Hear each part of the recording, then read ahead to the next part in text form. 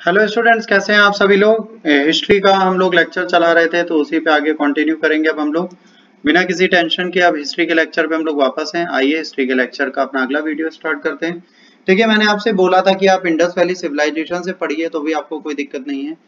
आज हम उसके अगले सेगमेंट में चलेंगे, वैदिक कल्चर एंड लेटर वैदिक कल्चर। ठीक है, वैदिक और लेटर वैदिक कल्चर को अलग अलग पढ़ने की जरूरत नहीं है। ऋग्वेद सिर्फ अगर आएगा तो वो वैदिक कल्चर है, जहाँ पर जात पात धर्म महिलाओं की कंडीशन इन सब में कोई प्रॉब्लम नहीं थी। जात पात थी नहीं, धर्म बहुत अच्छा था, सीधे आपको भक्ति करनी थी, कोई पूजा पाठ रिचुअल नहीं होते थे, महिलाओं की दशाएं अच्छी थी, महिलाओं को भी पढ़ने का अधिकार था। लेटर वैदिक पीरियड आते ही आते क्या हो जाता है, लेटर वैदिक पीरियड आने के बाद सारी चीजें बदलने लगती हैं।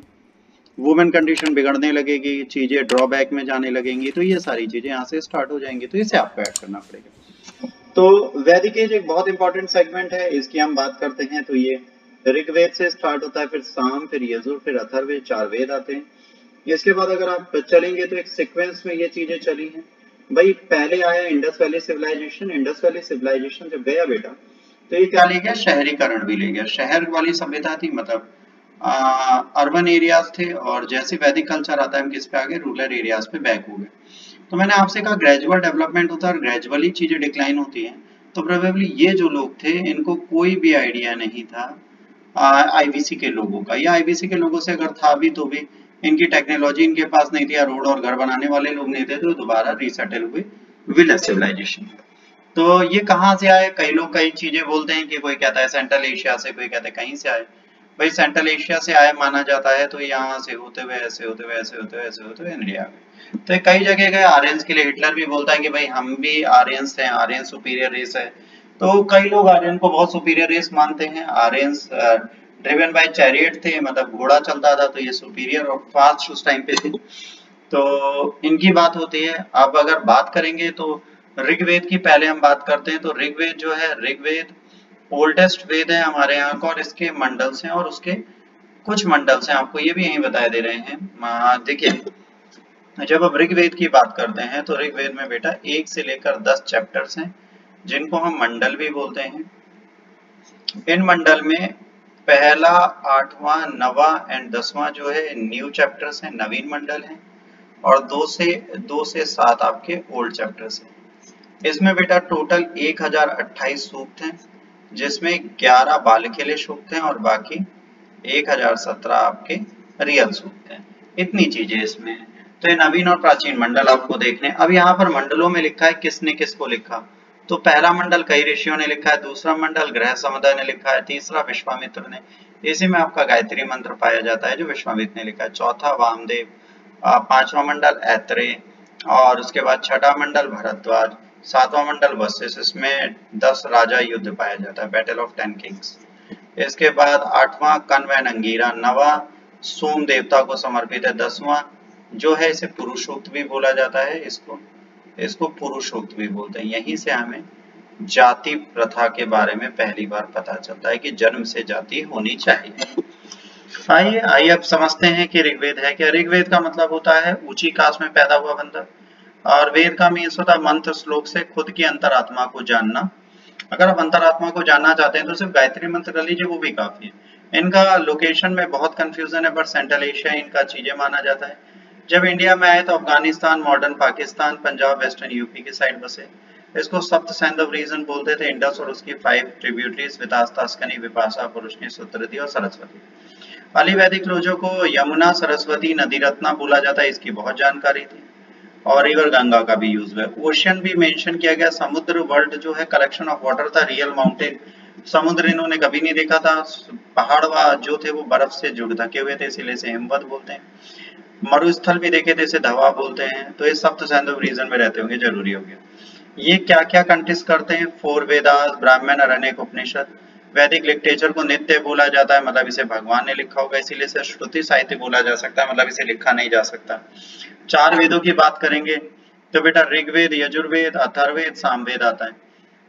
अब देखिए ऋग्वेद मतलब ऋषि, सेजेस। सेजेस क्या करते हैं, हीलिंग पावर होती है, तो हीलिंग पावर से इनका उपवेद आ जाएगा आयुर्वेद, जो किसने लिखा, प्रजापति। यजुर मतलब यज्ञ। यज्ञ मतलब यज्ञ को प्रोटेक्ट किससे करेंगे, बैटल से। बैटल के लिए क्या चाहिए, धनुष बाण। तो धनुर्वेद कौन लिखेगा, एक क्षत्रिय ब्राह्मण थे, विश्वामित्र। सामवेद सिंगिंग, सिंगिंग का एक सिंपल सा लॉजिक ये होता है कि बेटा सिंगिंग डांसिंग के हमारे यहाँ गॉड एंड गॉडेसेस कौन है, गंधर्व देवी देवता, तो यहाँ गंधर्व वेद। और इसको जो हमारा सबसे पुराने सिंगर है नारद साहब वो लिखेंगे। इसके बाद अथर्ववेद, अथर्व मतलब अर्थ, मनी, मनी कौन उस टाइम पे कमाता था, शिल्पकार, तो शिल्पकार के लिए शिल्पवेद है, शिल्पवेद लिखेंगे विश्वकर्मा साहब। तो ये चीजें आपके सामने है, ये आप याद कर लीजिएगा। ब्राह्मण ऐत्रेय कौशिकी ऋग्वेद के, तैत्रेय सतपथ यजुर्वेद के, पंचवेश सामवेद के, गोपद अथर्ववेद का है। तो ये सारी चीजें आपसे पूछी जाती हैं, फिर स्क्रीनशॉट ले लेंगे तो आपको चीजें याद भी हो जाएंगी। ऋग्वेद जो है सबसे प्राचीन ग्रंथ माना जाता है। इसकी सामवेद म्यूजिक की ओल्डेस्ट बुक है। यजुर्वेद में जो है रिचुअल्स दिए गए कैसे करने। अथर्ववेद जो है ये जादू टोना, बुराई अच्छाई बीमारियों को सही करने की बात करता है। वेदों के बाद ब्राह्मण आए हैं जो इसके साथ अटैच किए गए हैं, रिचुअलिस्टिक फॉर्मूलाज हैं, सारे एक्सप्लेन किए गए रिलीजन और सोशल मीनिंग रिचुअल्स की। आरण्यक जो है ये ब्राह्मण का प्रपोर्शन है, ये सीक्रेट और डेंजरस होते हैं इसलिए इन्हें जंगलों में परफॉर्म करना चाहिए। उपनिषद कमेंट्रीज हैं, कैसी फिलोसफिकल कमेंट्रीज अरण्य के साथ जुड़ी हुई हैं, तो ये बहुत इंपॉर्टेंट सोर्स माना जाता है इन चीजों का। ऋग्वेद जो है वो 1500 से 1000 बीसी के बीच में कंपाइल किया गया।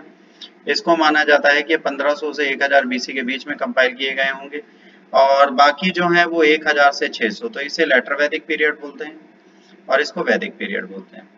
इसके बाद अगर आप आगे जाते हैं तो आपको पता चलेगा कि लिंग्विस्टिक बेसिस पे थे ना कि रेशियल वन। जब वैदिक कल्चर की बात करते हैं शुरुआत में लैंग्वेज इनकी डिस्टिंग्विश नहीं थी, अलग अलग थी, तो इसलिए जाहिर सी बात है आर्यन पहचान ली है, रशिया से आए थे सेंट्रल एशिया की साइड से। मेल डोमिनेटेड सोसाइटी है, आईबीसी जो थी वो मैट्रियर्कल सोसाइटी थी, मतलब मात्र सत्तात्मक, और एक पितृ सत्तात्मक है पैट्रियर्कल, मतलब यहाँ मेल डोमिनेट है। यहाँ पे मम्मी का नाम चलता था, पापा का नाम चलता है। आज भी इंडिया में मम्मी का नहीं पापा का नाम चलता है। और हॉर्स इंपॉर्टेंट रोल प्ले करते हैं। पहली बार सेंट्रल एशिया ईरान में आए। 10 मंडल है, आपको मैंने बता दिए, ये प्राचीन है वो नवीन है। अर्ली लाइफ इनकी ऋग्वेद से पता चलती है। ऋग्वेद जो है वो शूद्र की प्रेजेंस अंतिम फेज में दिखाता है 10वें मंडल में। इसके बाद ऋग्वेद में 36 बार आर्य शब्द प्रयोग हुआ है, 1028 सूक्त हैं जिसमें 11 बालक के लिए माइनस कर दीजिए तो 1017 बचेंगे। इसका अवेस्ता से बहुत बड़ा रिलेशन मिलता है। और थर्ड वेद में जो है गायत्री मंत्र मिला है। इंपॉर्टेंट गॉड की अगर बात करोगे तो अग्नि, इंद्र, वरुण, ये सब है। और अवेस्ता से सिमिलैरिटीज है, इंडो यूरोपियन लैंग्वेज में 2200 बीसी में ये मिला हुआ है। और इससे पहले 1500 बीसी में इंडिया में अपीयर हुआ, मतलब उसके बाद।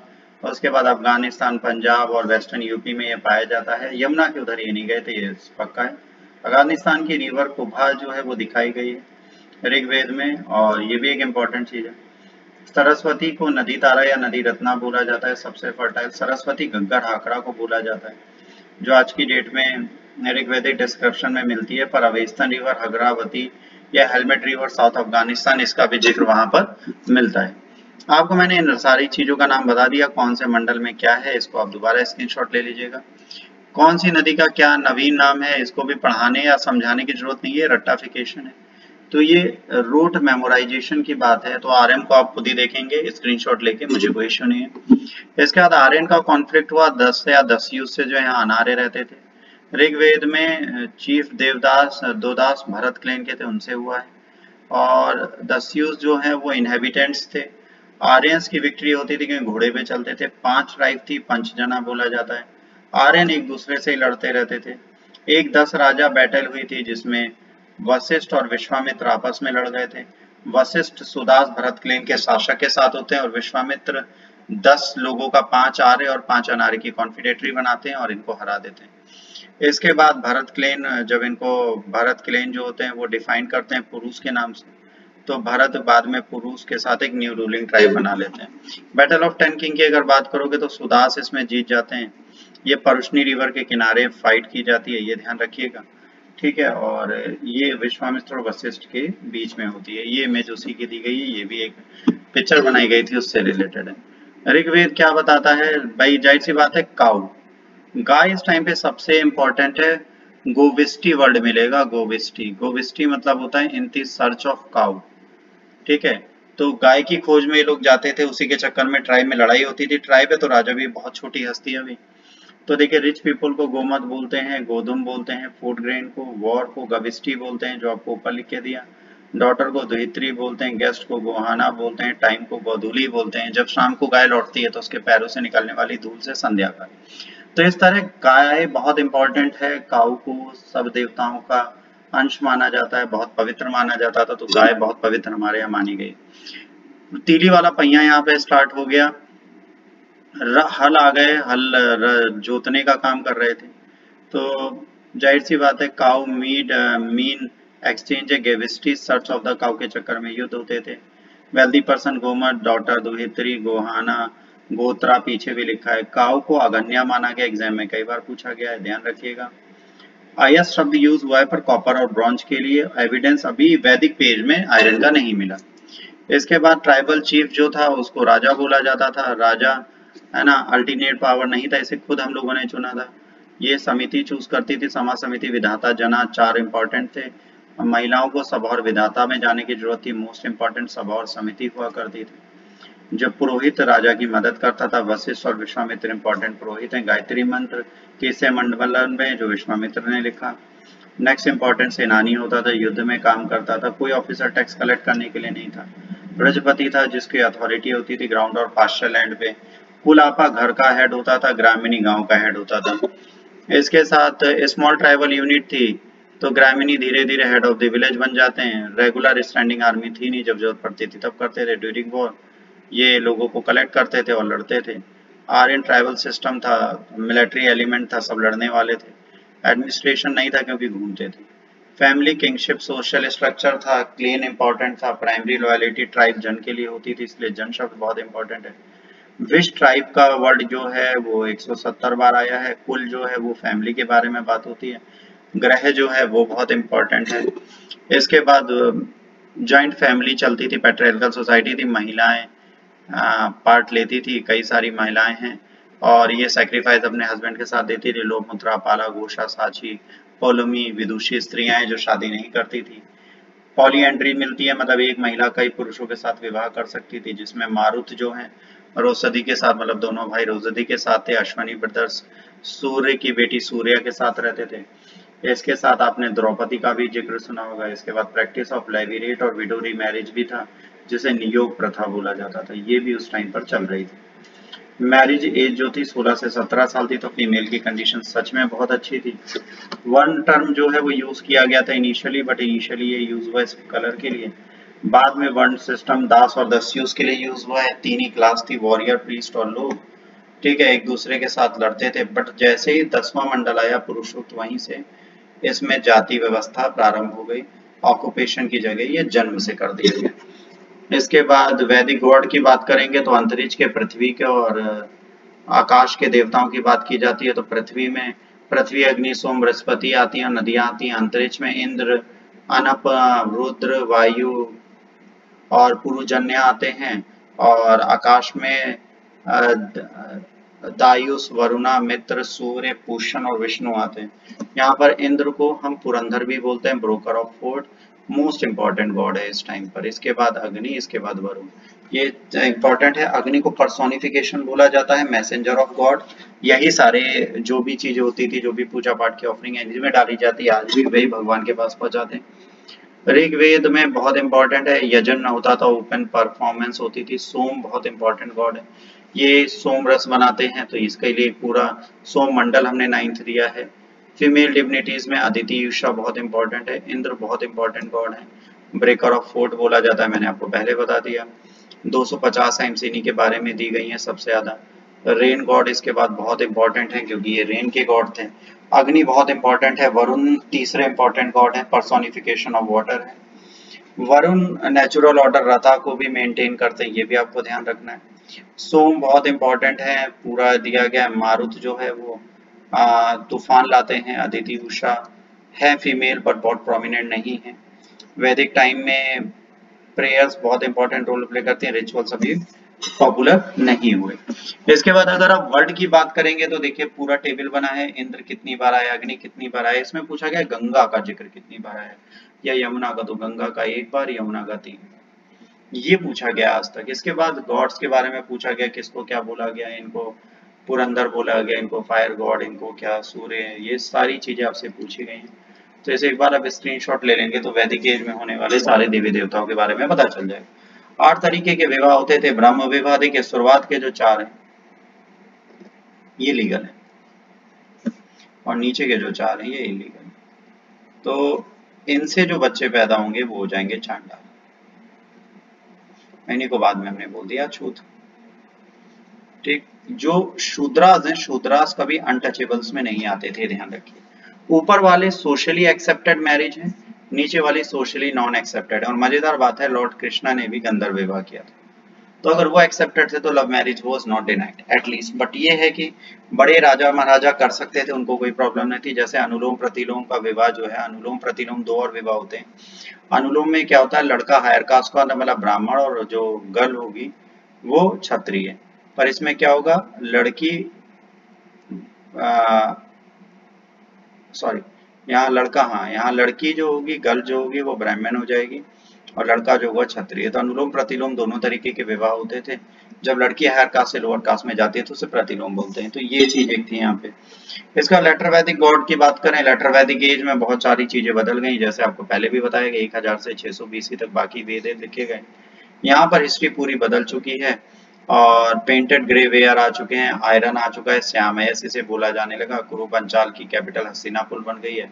अब छोटे छोटे कस्बे और शहर आने लगे हैं और अब जनपद आने लगेंगे। तो अब यहाँ से डेवलपमेंट स्टार्ट होगा, जनपद आना स्टार्ट हो जाएगा, फिलोसोफर उपनिषद ये सब बनने लगेगा और यूपी विदिता नॉर्थ बिहार यहाँ तक ये लोग फैल जाएंगे। इस टाइम पर सेकंड फेज है, आयरन वेपन्स बनेंगे, एग्रीकल्चर मेन हो जाएगा, प्लॉगशेयर आ जाएगा। 70 ब्राह्मण ने प्लॉगिंग की लेंथ वगैरह सब दी है। पहली बार ऋग्वेद में राइस दोआब में पैदा हुआ इसके बारे में कहा जाएगा। व्रीहि वर्ड यूज होगा। गेहूं को गोधमा बोला जाएगा लेटर वैदिक पीरियड में। क्राफ्ट एंड आर्ट बढ़ गया, कॉपर बहुत इंपॉर्टेंट मेटल बन गया, एग्रीकल्चर बढ़ गई, नगर बनने लगे, कुरु बन गया, मदेरिया, मत्स्य, ऐसे बड़े बड़े आपको नगर यहाँ पे देखने लगेंगे। अब जाहिर सी बात है जब ये सारी चीजें होने लगेंगी तो और भी चीजें बढ़ेंगी। यहाँ पर पॉपुलर असेंबलीज आ जाएंगी, विधाता कंप्लीटली डिसअपेयर हो जाएगी, समिति अपनी चीजें चेंज कर देगी, वुमेन्स अब बहुत लंबे समय तक सभा में नहीं रहेंगी, इनकी अधिकार खत्म कर दिए जाएंगे। ठीक है, टेरिटरीज एक्सटेंड होने लगेंगी, राजा जबरदस्ती कर लेने लगा जिससे बलि बोला जाएगा। पहले भी बलि था पर स्वेच्छा से था, अब जबरदस्ती। 3 रिचुअल आ जाएंगे, राशियों, अश्वमेध, वाजपेयी। राशियों में क्या होता है, एक पावर के लिए होता है, घोड़ा छोड़ देते हैं। राशियों में सुप्रीम पावर के लिए अपना लैक करता है, अश्वमेध घोड़ा छोड़ देता है, वाजपेयी में चैरियट रेस होती है जिसमें राजा को जीतना होता है। टैक्स कॉमन हो जाएगा, संघीय यात्रा ऑफिसर आ जाएंगे जो टैक्स कलेक्ट करेंगे, स्टैंडिंग आर्मी रखने लगेंगे।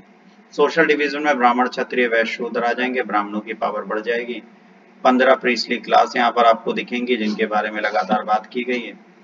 वैश्य मिल जाएंगे, वैश्य अपनी चीजों को कंट्रीब्यूट करते रहेंगे, उनके बारे में यहाँ सारी चीजें बताई गई हैं। इसके बाद अब जब राजा इंपॉर्टेंस रखने लगेगा तो यहाँ पर क्या होगा, यहाँ पे 12 रत्नेस भी आ जाएंगे। अब इनकी बात भी होगी, पुरोहित, महिषी, युवराज, साथी, भागदूता, अश्वापा, पलागल, गोविकारता, सेनानी, ग्रामणी, ठीक है, क्षेत्रीय एंड संघीहात्री। इनके पूरी मीनिंग आपको याद रखनी है। 16 संस्कार याद रखने जिसमें आपका उपनयन संस्कार बहुत जरूरी है, इससे आपसे पूछा गया। उपनयन संस्कार में ब्राह्मण जो है वो 7 साल में, क्षत्रिय 9 साल में और वैश्य 11 साल में उपनयन करा के वेदारंभ प्रारंभ करते हैं। शूद्रों को वेद पढ़ने की परमिशन नहीं थी। गर्भधान से स्टार्ट करके अंत्येष्टि तक 16 संस्कार ही आपको पूरे करने पड़ेंगे, ये आपको ध्यान रखना है। वृहद्रण्यक उपनिषद में गार्गी मिली हैं जिन्होंने याज्ञवल्क्य रेसेस वो की थी। डिबेट गोत्र यहाँ पर आ जाएगा। 3 आश्रम आपको देखने लगेंगे छंदोग में, ब्रह्मचर्य, गृहस्थ और वानप्रस्थ, ये 3 आश्रम आपके सामने आ जाएंगे। इसके बाद ये वैदिक गॉड्स अब क्या है वैदिक एज का क्या मतलब है, सॉरी, उनके बारे में बात होगी। अब वैदिक टेक्स्ट की अगर बेटा बात आप करते हैं तो वैदिक टेक्स्ट जो है वो आपका श्रुति साहित्य है, 4 वेद हैं, ब्राह्मण है, अरण्यक है, उपनिषद है। स्मृति में इतिहास, पुराण, रामायण, महाभारत, शिव पुराण, सूत्रास, धर्म, मनुस्मृति, ये सब आपके कोड ऑफ कंडक्ट देंगे आने वाले टाइम पे और आपको फिलोसफी बताएंगे। तो ये चीजें हैं आपको देखनी है। इंद्र यहाँ पर इंपॉर्टेंस खो देंगे, इसकी जगह त्रिदेव आ जाएंगे, है ना, उनकी बात होने लगेगी। रुद्र बहुत इंपॉर्टेंट हो जाएंगे, इंद्र आ जाएंगे, सब कुछ आ जाएगा, हर चीज खत्म हो जाएगी। अब यहाँ पर सेक्रीफाइस इंपॉर्टेंट हो जाएंगे, मतलब यज्ञ और हवन करना जरूरी है। और इसको कराएंगे कौन? ब्राह्मण। और ब्राह्मण किसको जो यज्ञ करेगा उसको बोलेंगे यजमान। यहीं से आपकी वैदिक एज से रिचुअलिस्टिक हार्शनेस स्टार्ट होगी, सोशल कॉम्प्लेक्स सोसाइटी बन जाएगी, और यहीं से बड़ी बड़ी किंगडम आनी स्टार्ट हो जाएगी। यही चीज आपकी वैदिक कल्चर में आपको पढ़नी थी। अगर लेक्चर अच्छा लगा तो लाइक शेयर सब्सक्राइब करिए, कोई भी इशू है डिसलाइक करिए। तब तक के लिए god bless you all, take care, जय हिंद, वंदे मातरम।